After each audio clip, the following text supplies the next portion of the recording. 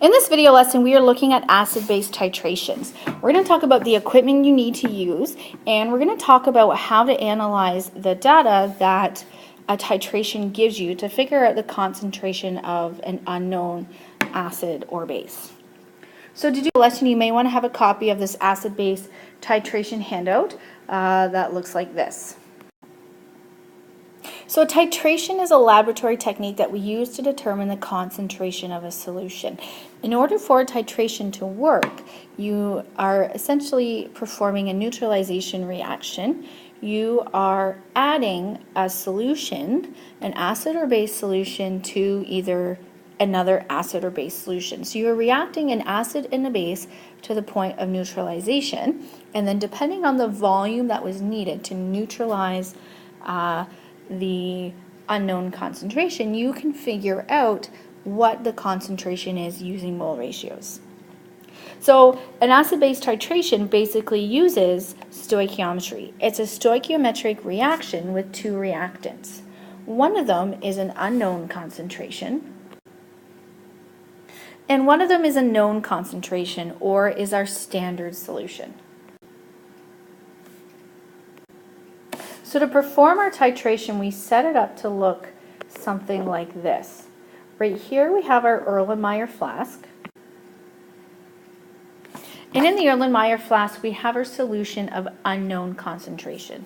So the solution that we are trying to find the concentration of. It can be either an acid or a base, but you know the volume that you are working with. Along with the unknown concentration with a known volume in the flask, you have 2 to 3 drops of an indicator. We need this drop of indicator because both acids and bases are clear colorless solutions, and when you mix them together, you don't know when you've met neutralization or when you've gotten to your end point. So by adding an indicator that changes color when the solution meets a pH of 7 or a slightly over or a slightly basic, you'll know when you have successfully reacted all of your unknown concentration.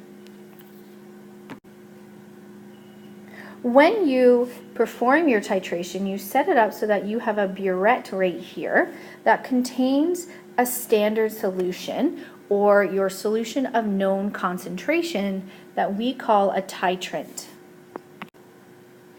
And what we do is we add a little bit of this standard solution into our flask drop by drop until we have seen by the indicator that our reaction is complete. And at that point, we determine the volume of the titrant we've used at the end point.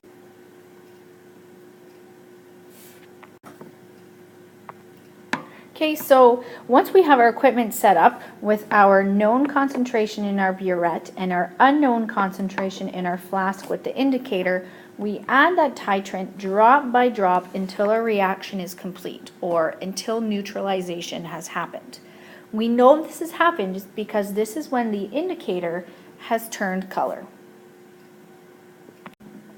Once our indicator has turned color, we call this the end point, and this is because neutralization has occurred.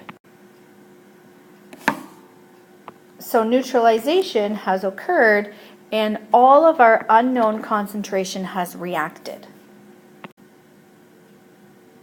So when we're performing a titration, often it occurs that maybe we go over our endpoint, we add too much titrant or too little titrant. So to ensure we get really good data, we should do several trials and then we average the volume used for our calculations. So a good titration lab is going to involve our several trials that we average out to use for our calculations. And we're going to do an example of that on the next page of your handout. So on the back of your handout, we're going to look at this example. We're going to calculate the concentration of NaOH if 25 mils of NaOH is titrated with 0.10 mole per liter of sulfuric acid, and we get the following data. So this person has done 3 trials. We have trial 1, 2, and 3. And we've arranged the data to look like this. You write the amount of volume that you start with, your initial burette reading here, and you write your final burette reading up top. So then it looks like a nice subtraction problem, so you can easily figure out the volume of the sulfuric acid that we've used. So the volume of sulfuric acid that we've used for our first titration is 12.30 milliliters, subtract 0.20 milliliters. So we have 12.10 mils that we've used. If we do the math for the other two trials, the second trial has used 12.30 milliliters, and our third trial has used 12.20 milliliters. In this problem, it didn't give you the color of the endpoint, so we're going to assume that all of these trials are valid. In your lab, you are going to record the color, so you're going to know if your trial overshot neutralization and the volume should be discarded. So the first thing we need to do is we need to take these three volumes and we need to calculate the average volume of sulfuric acid that was used.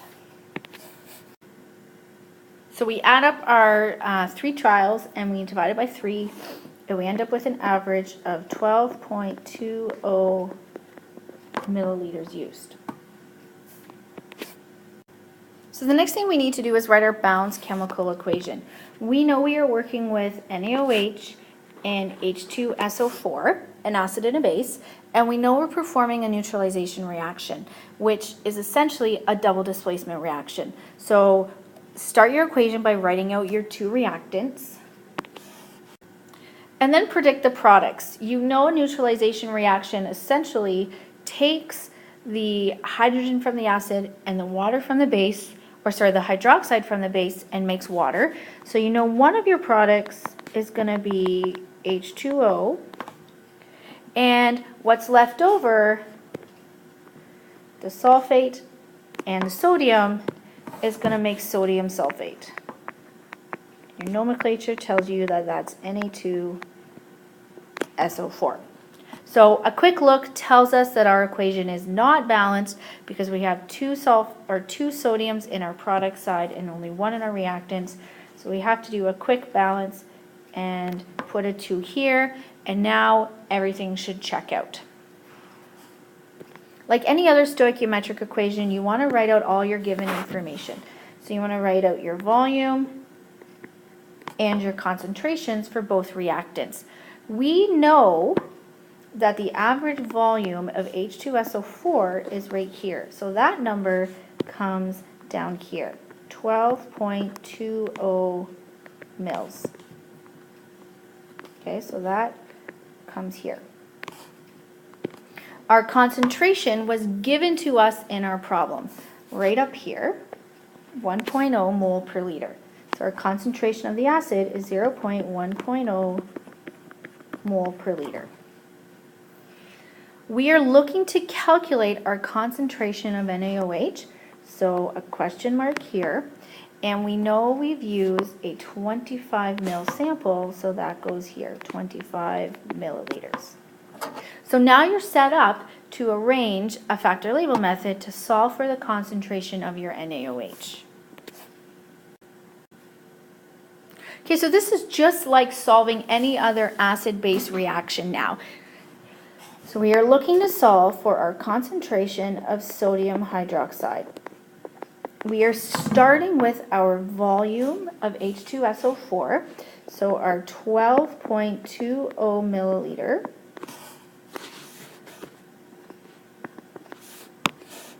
We're going to times that by its concentration, 1 mole of H2SO4 over 1 liter of H2SO4. Then we're going to find our mole ratio, which is right up here, an invisible 1 for moles of H2SO4 and 2 moles of NaOH. So we need our moles of NaOH on top, so we go 2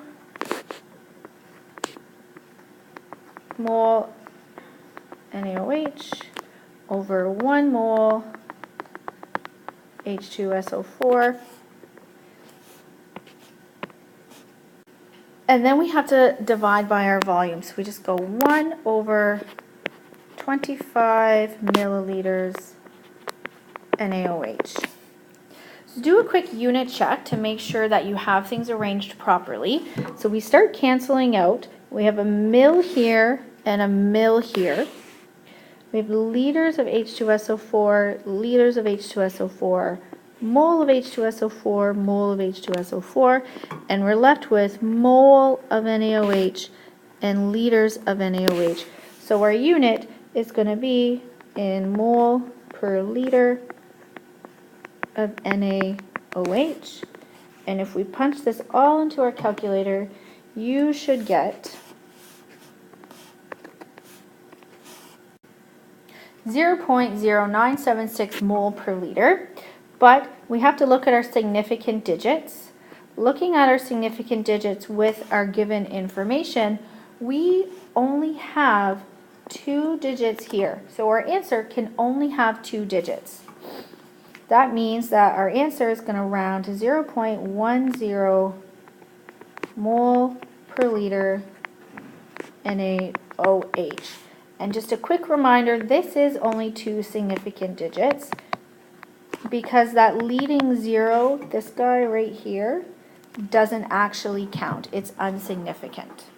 Okay, so basically an acid-base titration is just taking a stoichiometric equation for a reaction between an acid and a base and solving for an unknown concentration. So all of this math, nothing is new. The only thing that is different is that you are getting your volumes used from an experiment. So I would suggest trying some of this practice down here, doing a couple examples on page 399, number 5 to 12, just to make sure you're doing this properly before you actually go and perform the lab experiment. Okay, I'll see you next time.